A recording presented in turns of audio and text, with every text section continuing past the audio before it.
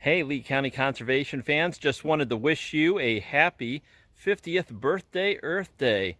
And what a great day we have. It's 78 degrees out. This is about the perfect day. And I'm at one of my favorite spots is the bridge at Wilson Lake. I absolutely love this spot and it's so pretty in the spring. And to celebrate Earth Day, I have a special treat for you. On a less nice day, I recorded a book on how you can help take care of the planet. So I hope you enjoy. Hey kids, Clay here. Man, I miss seeing you guys around, and I really miss being able to take you out on field trips this time of year. Now, you know how much I love nature, but you also know how much I love teaching about nature and teaching people how to take care of nature. With Earth Day coming up, I thought this was a perfect time to talk to you guys a little bit about the 3 R's: reduce, reuse, and recycle. Reduce is when you use less of something, such as when you bring a reusable groceries bag to the store. Reuse is when you take something like one of those plastic bags that you got on accident and you bring it home and reuse it as a garbage bag in the bathroom. And recycle is when you take the millions of plastic bags that you accidentally got at the store back to the store and put them in the big bin by the front door. Now, I have a great book for you here. It's a really funny book called The Garbage Monster.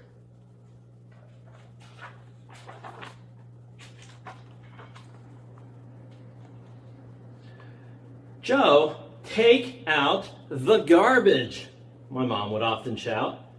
Pretending not to hear, I'd mutter, it can take itself out. Our house had tons of garbage: cans and bottles, plastic bags, bones and boxes, broken toys, and loads of dirty rags. I never gave the trash a thought, but made more than I should. I threw away all kinds of things that really were still good. But one night, I was startled by a messy mystery.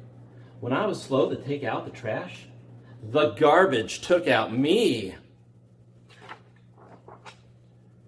The sticky, slimy glop grew right out of its can.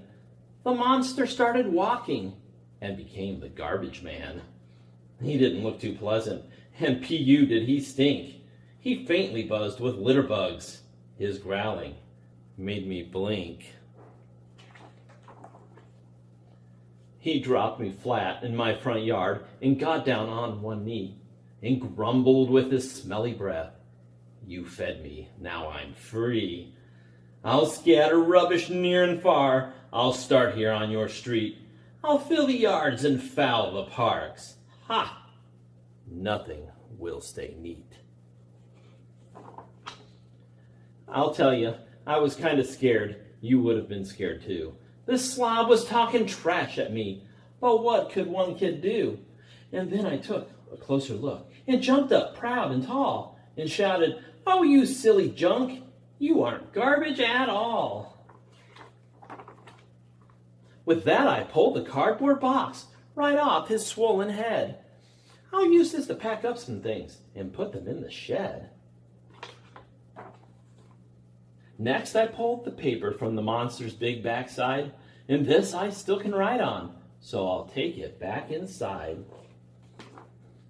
These leaves and grass and bits of food can make the garden grow. I'll give these useful gadgets to a charity I know. The bottles, jars, and cans he wore all fit the recycling bin, and so the monster dwindled. I flashed a cheerful grin.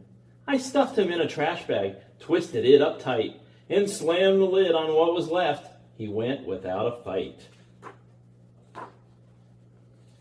Since then, our trash goes hungry and gets smaller every day. And when it's time to take it out, I do it right away. The end.